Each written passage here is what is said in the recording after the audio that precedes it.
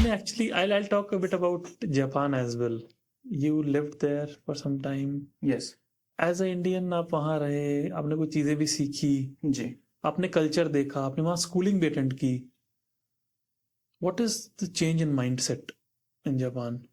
क्या चेंज है? ऐसा क्या है कि we adore that culture कि यार जापानीज लोग बहुत ज़्यादा पंचुअल होते हैं, बहुत ज़्यादा वेल मैनर्ड होते हैं. जी, ऐसा क्या इनकलकेटेड है उनकी डेली लाइफ में?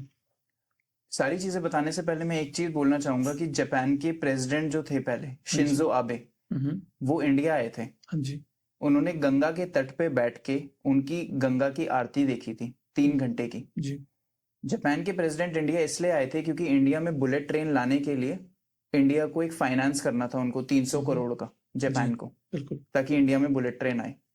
लेकिन 3 घंटे की गंगा की आरती देखने के बाद जापान का प्रेसिडेंट खड़ा हुआ और इंडिया के प्राइम मिनिस्टर को बोला कि तुम लोगों को बुलेट ट्रेन की जरूरत क्या है? बुलेट ट्रेन तो इसलिए होती है कि लोगों को जल्दी एक जगह से दूसरी जगह पहुंचाया जाए। तुम लोग तो एक आरती को 4 घंटे बैठ के, 3 घंटे बैठ के देख सकते हो। तुम्हें तो किसी चीज की जल्दी ही नहीं है इस देश में, तुम्हें बुलेट ट्रेन की क्या जरूरत पड़ेगी? और वो हंस के चला गया। This is the sad reality of India. हम लोग भगवान की पूजा करें, कुछ भी करें, it's well in our rights, but to do it for 4 hours, it's too much. मैं अपनी लाइफ में 18 से 19 साल जापान रहा हूं, क्योंकि शादी से पहले ही मेरे फादर जापान चले गए थे। वहां पर उन्होंने छोटी छोटी जॉब्स करके आज एक अपना रेस्टोरेंट खड़ा किया। जब मैं छोटा पैदा हुआ था, 1 साल की एज से ही मैं गोदी में मेरी मदर के जापान जा रहा था। जब मैं 4 से 5 साल का हुआ तो मेरे फादर ने मेरे को जापान में स्कूल के अंदर डलवाया, ताकि घर पे बैठने की बजाय मैं स्कूल में जाके जापानीज कल्चर को सीखूं। जापान में भी मिड डे मील होती है, वहां पे भी प्यारा सा खाना दिया जाता है, फिश, दूध, सैलेड, सूप। अगर थोड़ी सी ब्रेड एक्स्ट्रा बच जाए तो ब्रेड के लिए वो स्टोन पेपर सीजर्स करते हैं, जो जीतता है वो ब्रेड खाता है, वो वाली। तो एक बहुत अच्छा कल्चर है जापान का, बहुत साफ, पोलाइट, रिस्पेक्टफुल कल्चर है, और ये चीज मैंने बचपन से देखी है। और जापान के लोग लाइफ में इसलिए सक्सेसफुल हैं क्योंकि वो टाइम नहीं वेस्ट करते। जापान के मंदिरों के अंदर जो पूजा का तरीका है, वो मंदिर में जाएंगे, सॉरी, जापान के इंडियन मंदिरों में या फिर Japanese temples, Japanese temples, okay, जिन्हें बुद्धिस्ट टेम्पल कहते हैं। जापान में पूजा करने का तरीका, वो मंदिर में जाते हैं, जूते पहनकर ही ऊपर चढ़ते हैं मंदिर के प्लेटफॉर्म पे, 7 बार तालियां बजाते हैं, सर जोड़ते हैं, घंटी बजाते हैं और चले जाते हैं।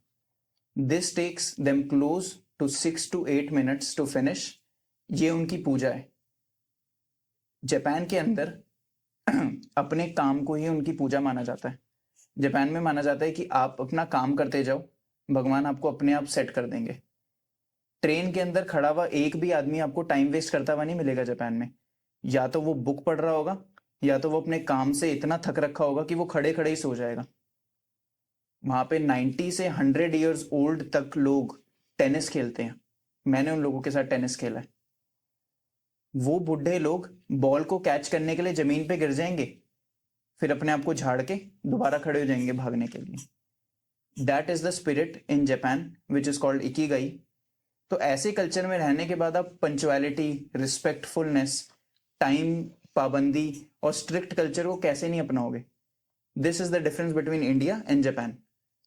जापान के अंदर एक बूढ़े से बूढ़ा आदमी भी खड़े होकर सुबह खेती करेगा, क्योंकि उसको वो शौक है, क्योंकि वो अपनी बॉडी को चलाना चाहता है। They are very punctual, they are very hard working.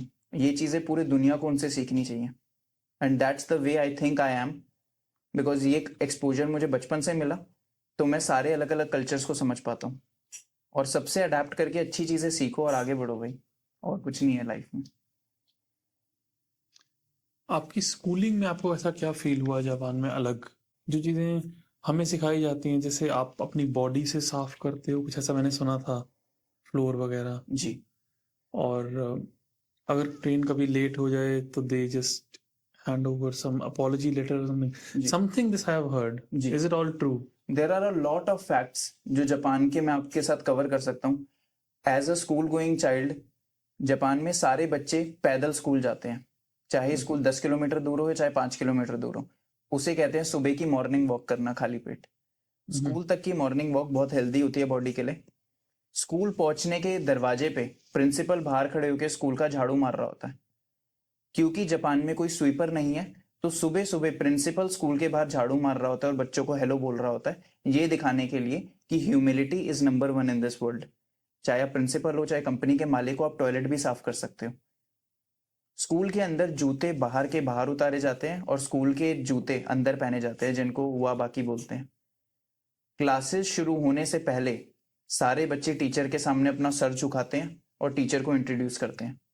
Her break, her period खत्म होने के बाद दोबारा टीचर के सामने झुका जाता है।